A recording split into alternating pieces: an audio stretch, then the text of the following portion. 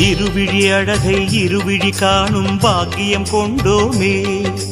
இறைவா ரமணா உந்தன் மகிமையை மனதில் கண்டோமே. திருமுகம் மலரும் சன்னதி வாசல் பரவசம் கொண்டோமே. தேவரகசியம் அது உன் லீலை மலையினில் கண்டோமே.